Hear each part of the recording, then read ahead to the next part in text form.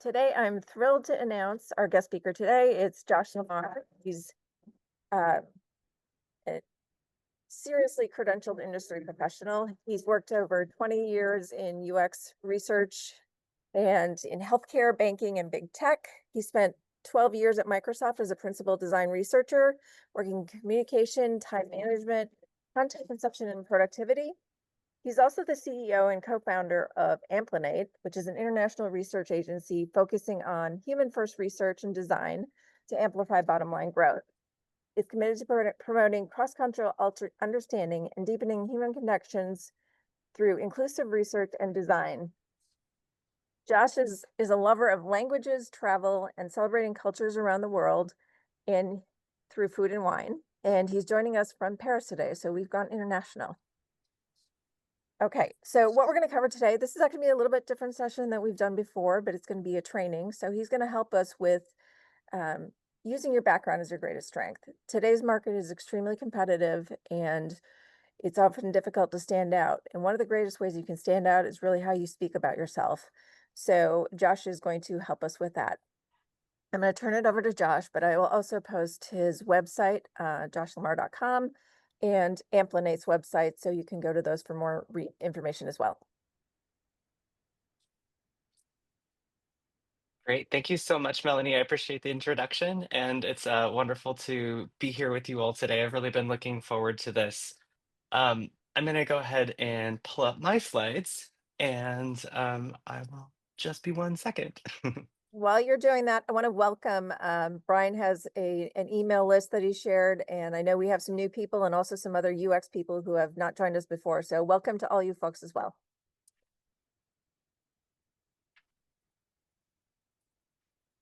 Excellent. Can you all see? Yes. Yes. Amazing. So I started this idea out of your background is your greatest strength because so many people would ask me and just kind of come up to me, even back in my time at Microsoft, like, "Hey, I have a background in X, but I want to get into UX. How do I do that?" And there was always this kind of like this feeling that they had to get away from it, that there was something that they did in their past that was just something that they weren't proud of, and they really wanted to like move forward in this new UX direction. And I kept thinking, like, this is not the way that you should be approaching your background, because it's actually the number one thing that helps you stand apart, that makes you as unique as you can possibly be, and allows you to be your authentic self. And when you are your authentic self and you share that with others, you give them the best ability to really see who you are and connect as humans. So that's really where this presentation is coming from. Um, and I think that that's really where we're gonna go is how do we be ourselves the most ourselves, and how do we share that with others in this process of the hiring process? So first of all, who am I? Um, I've been on both sides of the process. I have been a job seeker. I have been a hiring manager. I have been a contractor. I have been a full-time employee. I have received job offers. I have rejected job offers. I have not received job offers, and everything in between. I've hired and managed both contractors and full-time employees while I was at Microsoft, and then I started my research agency Amplinate in 2019. I've taken everything I've learned and all of the mistakes that I've made in the hiring process, both as a applicant and in as a hiring manager, and I've used it to continually iterate and think differently about how I look for the right fit and what that could look like, who these people are. And whenever I get something wrong, then I adapt the process and I learn and I try to do it differently the next time. This is the only slide that has a bunch of text on it, so don't worry. I'm going to just show you mostly pictures and tell stories. But I've learned from my mistakes, both by not getting jobs that I wanted, but also by hiring people that I thought would be great and then weren't. And so it's really about having some clear sight and some clear ideas around who we are and sharing that person, but then also if you want to dig in more to some of the kind of the hiring manager perspective, I'll be throwing this in as well. So I really wanted to kind of take my own processes and share with you about kind of how I do it. And this doesn't mean that it's how every hiring manager works. Everyone is going to be slightly different, and everyone's also going to maybe prioritize different things, because it's a human process, and at the end, it's a messy process. So there's no one right answer to any of this, but these are guidelines that I've used. These are guidelines that I've shared with others in both my coaching clients as well as the Get Hired Masterclass, which I'll share a little bit more about along the way as well. But I had so many people reaching out to me recently because this is a really tough industry, and I created this masterclass to really go deep into it and then be able to help more people at once. So hopefully, I'm going to be drawing from all of that and sharing with you some things, and I have some special gifts that I'll send out at the end as well. So anyway, that's where we're going. So I think it's important to start with this understanding that the system is flawed. The entire process of getting hired is kind of just BS. And when we come into it thinking that it's about who we are, it's about my skills, my qualifications, like no, it's none of those things. And there's actually maybe a nefarious AI on the other end of it sometimes that's doing things like valuating you in ways that you don't expect. Or maybe you can think of that as just there are things that are part of the system, the process of getting hired that are really just have nothing to do with you at all. And so many times I have not gotten a job and then maybe later talked about it to only to find out that there was like an internal person that got prioritized, or maybe I found out later too that like there were times where, oh, the budget, that was there suddenly got cut, and these are just things that happen that have nothing to do with you. And yet it's so easy to take everything about it and just really personalize it, and think, oh, the problem is me. Well, the problem isn't necessarily you, but I have some strategies that I hope are going to help here. So it's really a game. And if I think if you treat it like a game, it might feel a little bit more fun, because right now it can feel kind of just daunting or scary or emotionally exhausting. And that's it's unfortunate that that's what it is. But at the same time, it is a game. And when we treat it less about ourselves and more about this is just a game, and it's the game of life. Um, but it's also, it can be a cutthroat game too. And so what we want to do is try to game the system as much as we can to stack the deck in our favor. I'm using a lot of mixed metaphors here. I hope you're all enjoying those. Um, we really want to try to like put ourselves in that best light, and this is kind of how we do it. Jump through the hoops.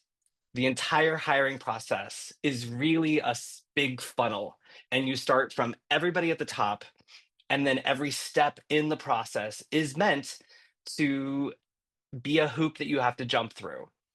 And so if the hoop is really simple to jump through, like the apply now button on LinkedIn, that's one thing. But if the hoops get more and more difficult, or the hoops become things that you can't see because maybe it's a bit darker or nebulous, or maybe you're in this cloud and you can't see the next hoop, it might be intentional. And I know in my own hiring process, I do create lots of hoops. Why? Because I want to make sure that the person that is applying is actually like cares. And I think that that's one of the most important things you can start with, is if you really want a job and you really care about it, then you should show that. And you show that by how you show up, how you jump through the hoops.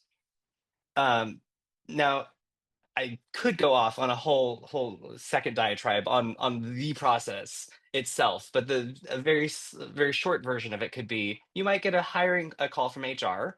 Let's say you submitted a resume, and someone saw it, because sometimes you could submit resumes and no one sees it.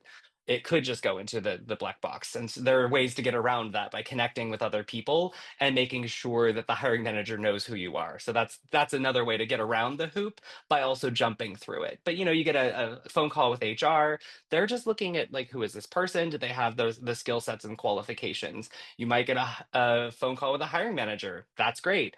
You might have an exercise or some kind of thing that you have to do to show a little bit of your work. Hopefully, the company is approaching that in an ethical way and not asking you for free work. And then you might have the interview loop. And getting to the interview loop can also have different stages to it. There's the beginning of the loop. There's like the lunch, and then there's the end of the loop. There's the as appropriate at the end. Um, anyway, so these are kind of like steps, and each person is like a new hoop. And if you have the right answers or you know how to jump through the hoop, great. But sometimes you might get tripped up on it.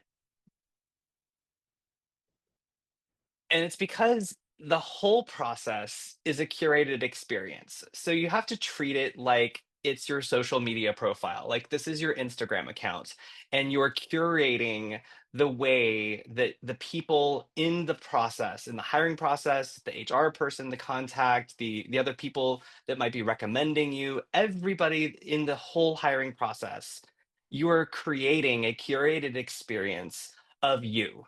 You are the brand and you are the product.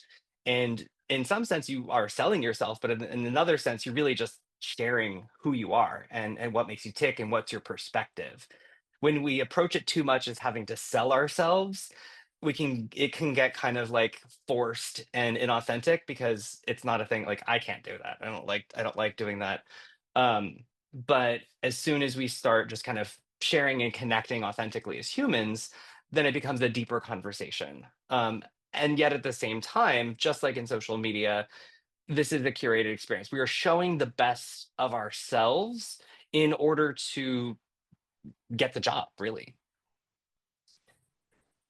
And the reality is that our perception of ourselves might not reflect the reality. We might have a flawed view of our own experience or how we're coming across. And I've seen this many, many times. So here's one example. I had a phone interview with someone who had applied for a role at Microsoft on my team when I was a hiring manager. And I remember just kind of starting off the conversation very generally, like, "Oh, tell me about your background. Tell me why you're interested in Microsoft." And the answer was like, "Oh, well, it would look really good on my resume." I was like, "What? Really? Why would I ever want to hire someone just because it would look good on their resume?" It's like, and that came across really poorly. So number one, don't say that. It's about positioning your responses in what it means for the company, not at what it means for you. It's not about like, oh, I want to make lots of money. Great. I want a pony for my birthday too. It's really about positioning it in such a way that you are showing what kinds of skills your background and experience has that allow you to be qualified for the position in the first place. Because the way that we see ourselves is maybe not how other people see us. And going back to this idea of the curated experience, we do want to curate the way that others see us. We want to present the best of ourselves. And everyone is doing that, both the hiring manager and the other people on the team, and you and the HR person. Like everyone is doing this. It's a big game, and everyone is pretending. And it might seem like the hiring manager is the one that has all the power. They do have quite a bit of power, but they don't have all the power. And there are places throughout the process where you can take the power by changing the narrative, by owning your own story and owning your narrative. So if you approach it from that perspective, it gives you a bit more ability to talk about things like, say, gaps in your resume. A gap in your resume can either be something that is really terrible, or it can be the opportunity to have an amazing story. For example, if you were to look at my resume, I have a gap in March of 2019 until August of 2019. What happened during that time? Why were you not working? Well, I decided to quit my job at Microsoft, and I decided to take a year off as a sabbatical. if you're doing the math, I got 5 months of that sabbatical before I started my company, Amplinate, and then started working again because I got a project. I wasn't looking for the project. I was actually just trying to take a year off. But in hindsight, of course, it became much better that I did do that at that time. Um, and so if you're to look at the gap in my resume and just say like, oh wow, why did Josh not work for those 5 months? Well, if I tell the story, of course I can give you the answer. But if I don't tell you the story, you're going to fill it in with anything that you think. And if you like me, you might say, "Oh, well, Josh was probably doing this other thing that was important and it's not a problem." And then if you didn't like me for some reason, you might read into it some kind of negative response to why that happens. So this is where it's really important to actually own our own narratives and get in front of that story before other people can fill it in, because if there's a gap and you don't fill it, other people are just going to assume whatever it is about you that may or may not be true, and most likely it's not true, and most likely it's not positive. And it's just how humans are. We just do it. We see it and we make snap judgments and we think we're right and we're not. So again, you want to get in front of that narrative in order to actually start telling that story. If there's one thing that was probably the most valuable piece of feedback that I have ever received, I got it from a book, and I can't remember the name, and I gave it to my best friend because it was so helpful to me. And he's since also gotten hired and is having a successful career. Um, so I know that this works for myself and from my best friend. But at the same time, this one piece of feedback makes everything start to make sense. You are being evaluated on how you seem and not who you are. And this one thing can really just apply across the board to the hiring process and to how we go about it. Let's talk about some examples. It's a really easy thing to say that you have attention to detail. That's a thing maybe that you see on people's resumes. That's maybe something that you would say, like, oh, yeah, I have attention to detail. But then if I look at your resume and there is a typo, or there is a misplaced comma, or there is the ChatGPT M dash, wow. Well, is that really attention to detail, or did you just come across as something different than what you said? So it's about managing the expectations and managing the story and managing the perception. So it doesn't really matter if you have attention to detail or not. What matters is if I were to look at your resume and say, wow, does this person have attention to detail? They have used correctly. They have periods used correctly. They have a semicolon used correctly. They have consistently used punctuation. There are no typos. Wow, this person has attention to detail. Here's another example: showing up on time. If you say that you're punctual, but then you're late, well, actions, said something different than what you said, than what your words are. But if you really care about the job and you had an in-person interview, I personally leave 2 or 3 hours sometimes earlier than anticipated. Why? Because there's always the possibility of extra traffic. If it's really that important, you will do absolutely everything you can to make sure that you're there on time, that you've slept well, that you've eaten, hopefully a lot, because in-person interview loops are very draining. So as you're managing this perception, it's not about if you're on time, or I mean, it's not about if you say that you're on time. It's about whether or not you showed up on time. And this happens for virtual meetings too. If you have a virtual interview and you're 5 minutes late, like, wow, like, why were you 5 minutes late? Like, why couldn't you just end your other meeting 10 minutes early, make sure you had your bio break, and then you were exactly on time? So that's why I say it's about the perception. It doesn't mean the reality doesn't really matter as much. It's just about what comes across through your actions. So whenever you're wondering, should I be doing this or not? Think about it from the perspective of the hiring manager. How do they want to see people? Like, you want to see people that care, that show up on time, that do what they say they're going to do. And so, okay, just start doing those things.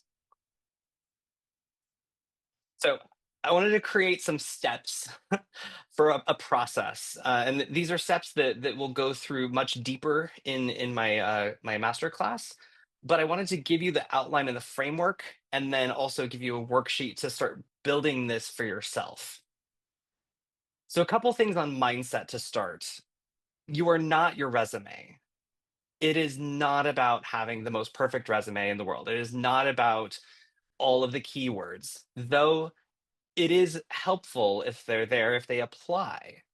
It's really about every piece of information that you have about yourself online, your resume, your website, your LinkedIn profile, your portfolio, every touch point, the emails that you send back and forth to HR, every touch point that the company has with you is a reflection of who you are and how you tell your story and what that story is. So we're going to get into that in a moment. But it should be the same story. You should be thinking about what that narrative is and telling it and retelling it in all of the places that are online. It's not about convincing, it's about how you position yourself. Don't think of it as every interview is an opportunity to convince the person you're the right one. It's more about showing up as yourself. It's about how you position what you do and how you position what you've done in the past, what you've learned from it, and how you anticipate that is going to be so much better in the future if you are the one that's given this new role. It's what makes you different that makes you valuable, because the things that have happened in our past are all of the things that have happened that have created who we are now. And so if I studied something else in the past, I did study something else in the past. Here's an example. I studied music composition in the past. I studied choral composing and small ensemble music. I've written some symphonic, like orchestral pieces. I've listened to way more classical music than pop music during my time in undergrad. Now, is that something that comes up frequently? No. But if someone asks or someone looks at my resume and says, "Oh, wow, you studied music composition." Yes, I did. It's an opportunity to tell a story. And I would then tell the story about how I learned about creativity. I learned about constraints and approaching science as a creative act because of my background in music allowed me to come up with new ideas and to approach problems from a theory of constraints where I'm looking at the parameters that impact the problem and how to be creative within the constraints of the system, because music is a system and it's also a creative outlet. So think about the opportunities, like go back into your past, think about the gaps in your resume, the different things that you've studied in your past, the things that are like not the track that like it's not almost no one goes into school thinking I'm going to do UX. Maybe they do now. But back in my time, they didn't. And I didn't even know about UX. I studied music and poetry together and tried to figure it out for myself. And I think everybody, we're all trying to figure it out for ourselves. That's just a thing that we all try to do. And then we adapt and we move forward. And when you tell your story, it's a story about yourself. You are the hero of your story. I got ahead of myself. Um, Define the elements of your story. So, where did you start? I'm just going to go to this one because this is more fun. Where did you start? You were the hero of your own story. Where did you start? What's your origin story? Where did you begin? If you're Luke Skywalker and you grow up and you're living with your aunt and uncle and they're murdered, there's this that's part of the call to adventure. Oh wow, what am I going to do now? And you're forced into this new reality where, in the case of Star Wars, and I'm just going to use Episode 4 as an example, um, go off into space, into this new place where you suddenly learn new things, you have new challenges, and in the end, you come back to yourself. The hero's journey is a source of inspiration that you can use to tell your own story. Just fill in the details about yourself and brainstorm what might the questions be when people look at your resume. And if you don't know what questions they might ask, well, that's a really good opportunity to ask another friend. Maybe other people here would be happy to talk to you about these things. If you look at each other's resumes, what are the questions that come up? What are the things that are interesting? Because you want to turn each one of those things that might be perceived as a potential flaw or a potential question or maybe orange flag into something that is an opportunity for you to share who you are, to tell a story about your background and what you learned, and to position yourself as someone that can be the hero in not only your own story, but in the story of the company and the team that you want to work with. So this is all going to be in the worksheet. Um, and I think it's a really, really valuable exercise because the more that we are specific about the stories that we tell about who we are, and again, think of this as your brand, this is your personal brand. The more you understand what you want to be known for, the more you can reinforce those stories. You reinforce them through repetition. You put them on your LinkedIn profile. You reinforce it on your resume. If you have a personal website, you reinforce the story there as well. You tell the same stories all the time. This is just brand. It's what do you want to be known for? Pick two or three things. Like if you want to be known as a mixed methods researcher, or if you want to be known as a qualitative researcher, a quant researcher, a designer researcher, a developer designer. Like what are the elements? That's just one example. But what are the elements that make you the most you? Maybe your background, you studied computer science. Wow, you are really lucky right now. That's a really great thing to have studied in the past. Because anytime we have backgrounds in different things, completely different disciplines, it allows us to see the current place that we're working and the current discipline that we're working in a new light. I work with Jay Abraham, who is known as one of the top 5 business coaches in the world.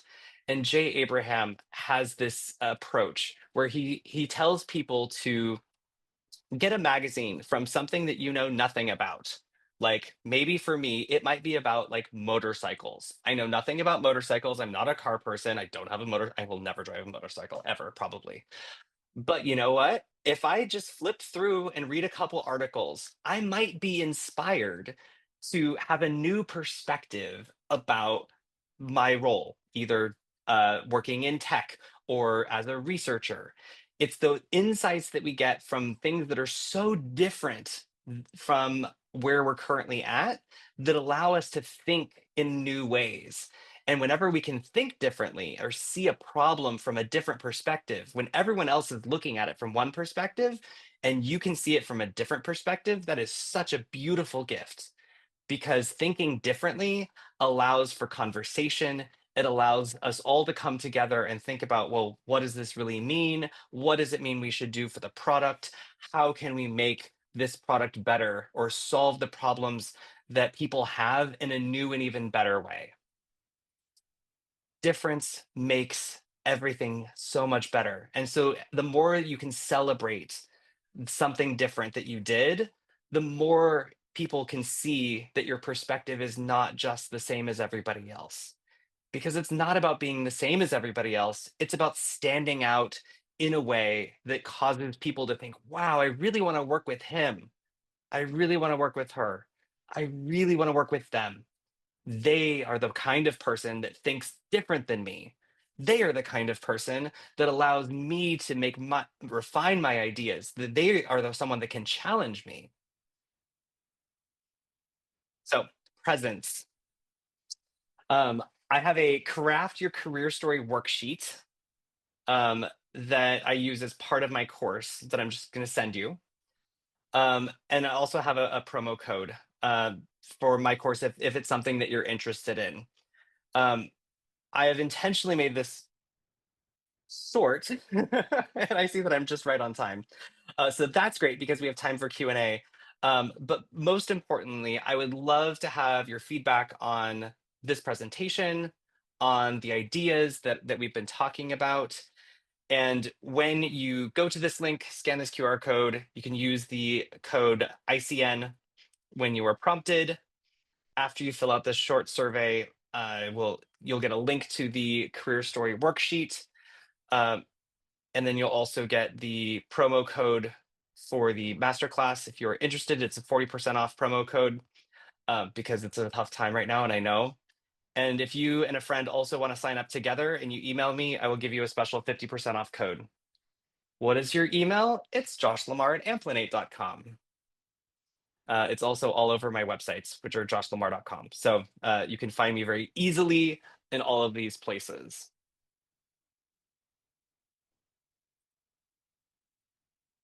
And I think I actually don't have any other slides. So I'm just going to leave this up for a minute while you're all taking the All right. survey. Thank you so much. And then we can jump into some Q&A. Yeah, let's do that. Thank you, Josh. And thank you for the discount. We'll get that information out to our HCN members as well after the session when we hand over the deck. But let's Awesome. go ahead, folks. If you guys have got questions, put them in chat or go ahead and unmute yourself and ask them yourself. We're going to open the floor for a couple of minutes.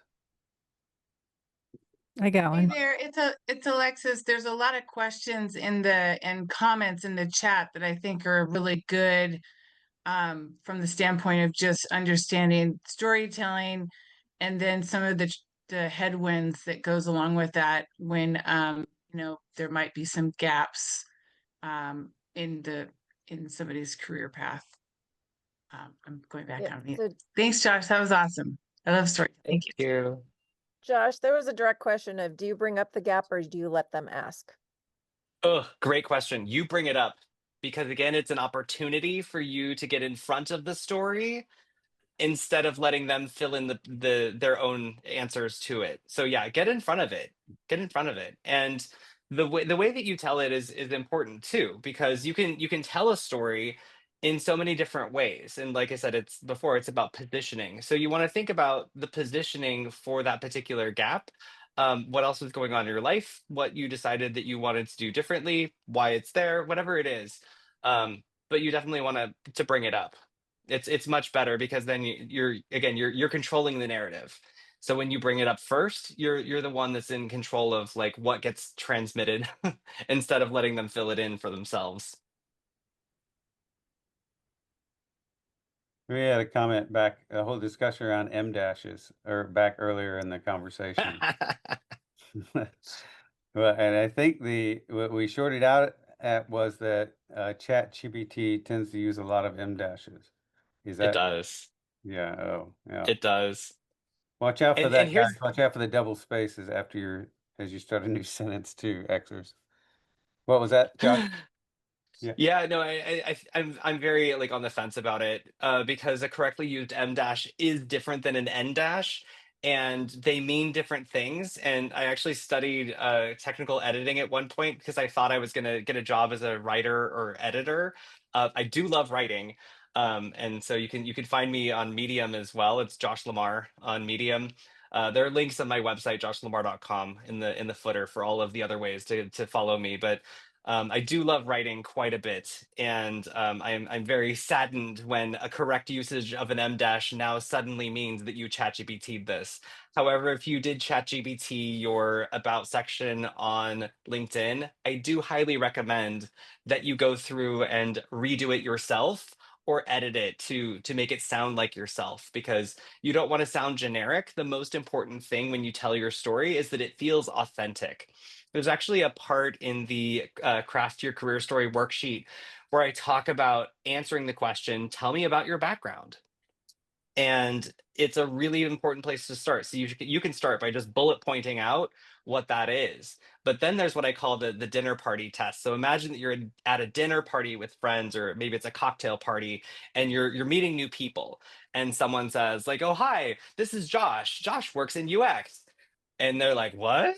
And then you have like 1 to 2 sentences to talk to a normal person about what it is that you do in a way that's not going to use too much technical jargon or like show off that you're in the tech industry or in whatever, healthcare or whatever, banking, whatever industry you're in. Um, you have to be able to have conversations with people and tell stories in a natural and fluid way. If it sounds like you're reading a script, that's kind of boring. But if it sounds like it's just genuinely coming from who you are, because that's just who you are, how you talk, and that's your story, that's so much better. So you want to be able to have the cocktail party version of what you do ready to go. And then you want to have the more formal version. Maybe there's the LinkedIn version, which is kind of the semi-formal version. There's your resume summary section at the top, which is the shorter version, but probably the most professional of them.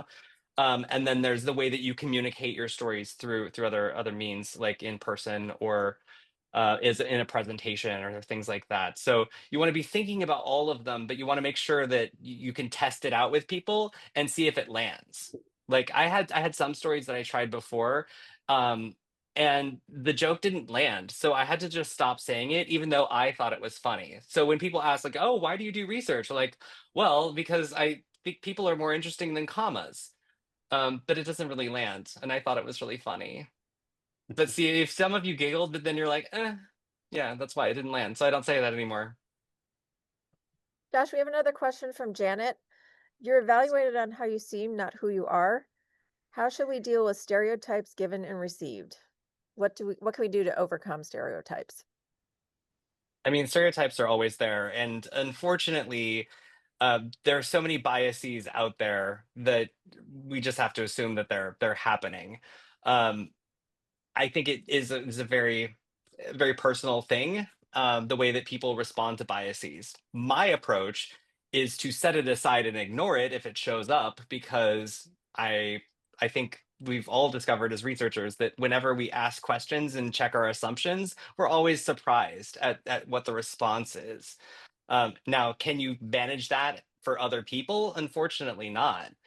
But I think that adapting and addressing and where it depends on the stereotype, right? Like there are positive and negative stereotypes that exist in the world. You can use the positive ones to reinforce that. You can use, hopefully, the negative ones become less visible or less important. But it's a tough one.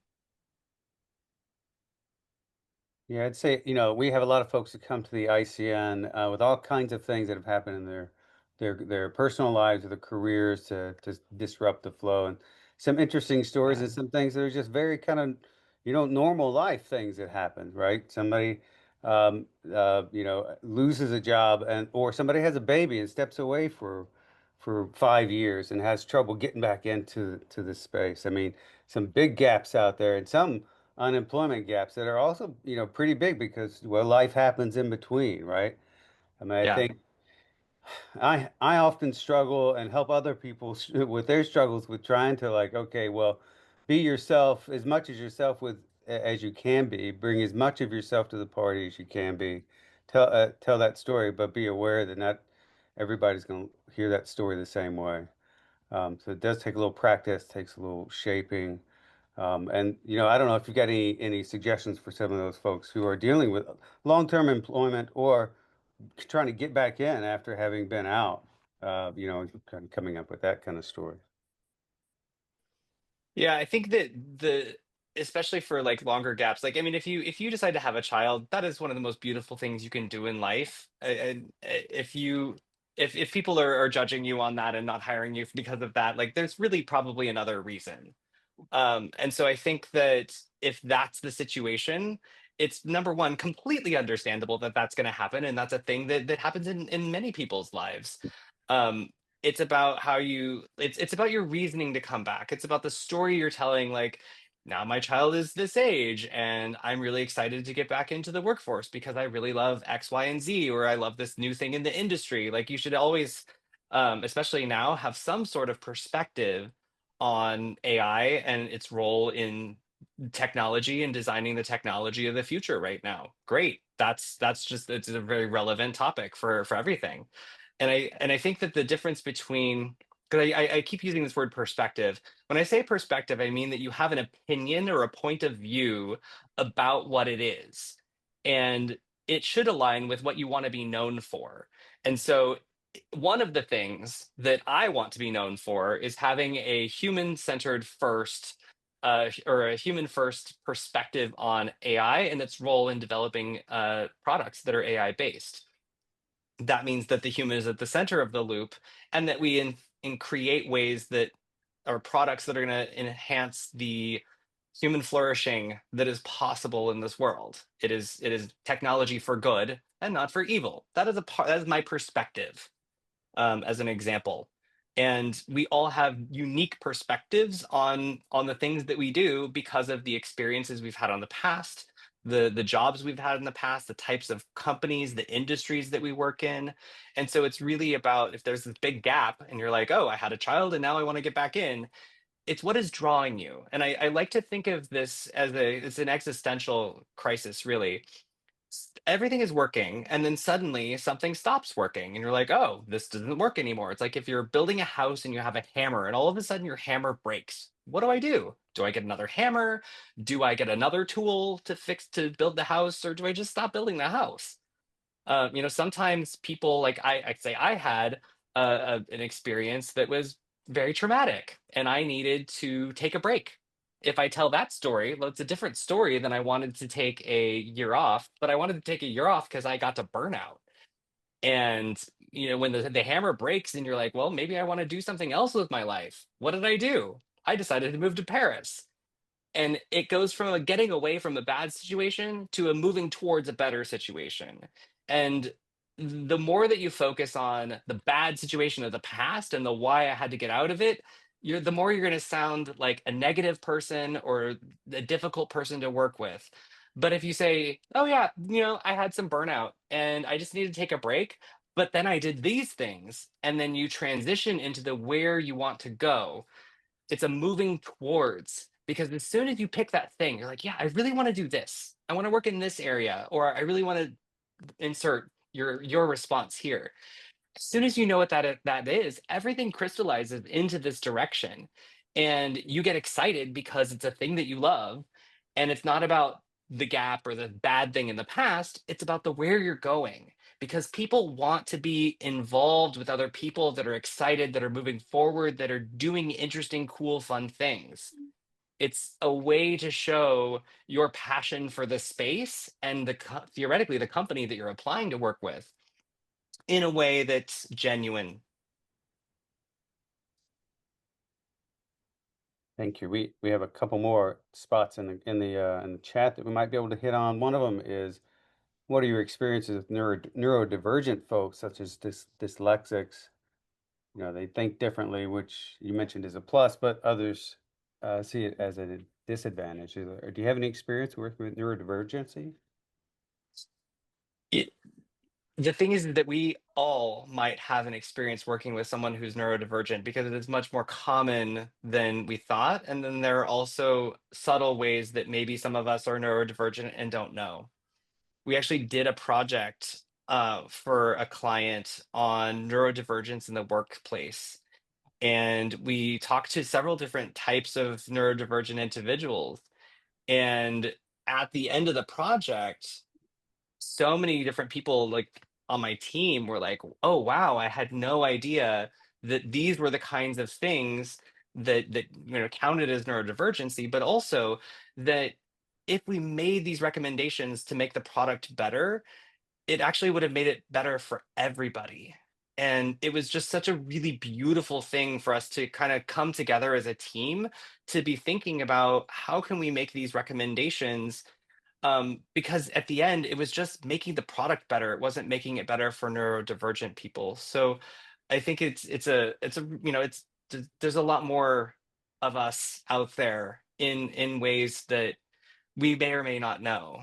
And um it could be, it's another thing if you think about it from the perspective of, is this something that I need to disclose with other people? It may or may not be. And that's a very personal decision if you want to share something like that. But if you're sharing it and the hiring manager is like, oh wow, okay, thank you so much for sharing that, like we can absolutely create a space where you're going to be able to do your best work. Okay, great. That is a hiring manager that you want to work for.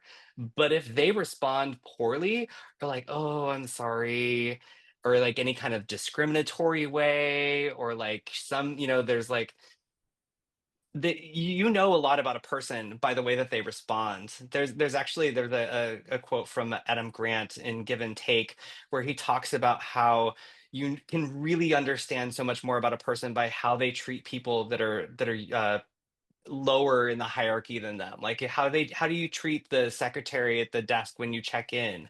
How do you treat your Uber driver?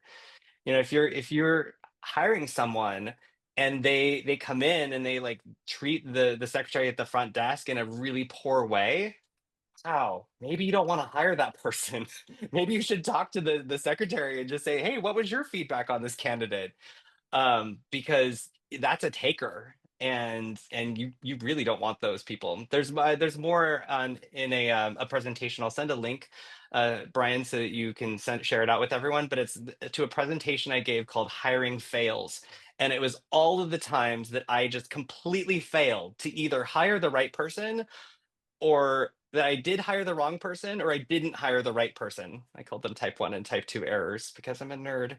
Um, but the Love it. way that the way that we respond to things is an opportunity for us as job seekers to see if this is going to be a safe environment for me to work in. And if it's not, you don't want that job. That's right. And it's really tough. I've got a few friends and family members who are on the spectrum, and it is, it's kind of one of those things you want to you want to tell people the story, but you don't want to tell everybody the story. It's kind of like it's really hard for them to be in that position. So I love the idea of making it, trying to make it more acceptable, by seeing it more, hearing it more. There's a Yeah. lot of comments out there in the chat. There was one around ageism, I think, and how to respond to that, which is the big thing to deal with. One of them is about how far back can you go with your hero story, or should you go with your hero story? Is that if you go too far back, does that show you as a superhero, or somebody who really hasn't done much lately? Anything around those kind of spots. I think there's a lot there in the chat. You could probably see it yourself. Yeah. I mean, ageism is a very frustrating thing, because I can think back to my early career, and I would do research and I would be like, here are the recommendations. We should just do these things. And people would be kind of like, okay, that's nice. Like, good job. We're just going to go do this other thing. And I was like, how experienced do I need to be for people to finally start listening to me?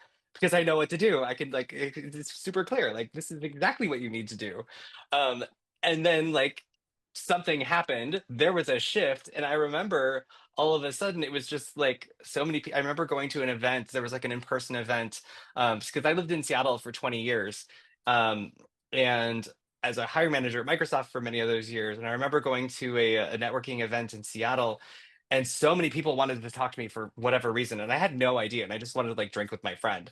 And I just thought it was like very strange, because I was like, okay, I guess the shift happened, and I went from like a younger junior in person to a senior person that is now someone that people want to talk to. I don't know. I found the whole thing kind of weird, but I think that it's important to acknowledge that ageism does exist, and that because someone is older doesn't mean it actually means that they have a huge. Now, how far back do you go in telling your hero's journey story? That's an interesting one. I think if you make it relevant, you can go back as far as you want. You just want to hit the key touch points in the story. And again, use the hero's journey as an example. Starting place could be, lots of different places. We start Star Wars when Luke is already like pretty pretty old, right? Like you don't see his infancy. Like you kind of have to already like start there. So I think make it relevant and define the key touch points. I think we've got time for Okay. maybe one more question. I see Lauren has her hand up. Lauren, you want to ask your question? Thank you. And Josh, thank you. This is more of a quick statement. Brian, you have an Okay. email. You have an email waiting from me. I just wanted to announce to anyone who is a member of ICN and a seeker with an interest in qualitative, we are going to give away 2 passes to next week's Qualtech from QRCA. So Brian, I'm hoping to figure out the how, but please just keep an eye out for anyone who is qual focused and seeking. There will be 2 passes that QRCA is going to give away. It's going to be a phenomenal event. Just make sure that you're available next Tuesday, Wednesday, Thursday. It's 3 hours per day. 8 a.m. to 11 a.m. Pacific. Sorry, I just wanted to make that official announcement. So thank you. Awesome. Thank you for that. I'll get on that. We'll get the word out, Lauren. Beautiful. Thanks. Thank you, QRCA, for being great partners. Was there anything else that we needed to hit, Melanie? I think we're at time. I think we're at time. Thank you so much, All right. Josh. We appreciate you. Thank you. I Thank- really appreciate you all for being here. And I hope that this was an inspiring way to look at your past, look at your story, tell your narrative, and really start digging in, because this is just the beginning. It's really about learning about yourself and journaling and defining those moments that are so powerful to you so that you can share them with other people. I think that speaks a lot, and it also helps differentiate and make you stand out when everybody else has the same skills. That's right, guys. You got to Absolutely. do the work, though. You got to do the work. Go think about yourself. Go write about yourself. Sit down and do the examination. Think about yourself as other people who might be thinking about, because you're going to be put in those positions. You're going to be put in those cocktail parties, those little conversations with all kinds of people. So get ready for it. Do it this week. Have a productive Monday. Thank you all for coming out today. We'll see you online in 2 more weeks for the next meetup. Have a productive week and be good to each other, okay? Thanks, guys. Thank you, everybody. Thank you, Josh.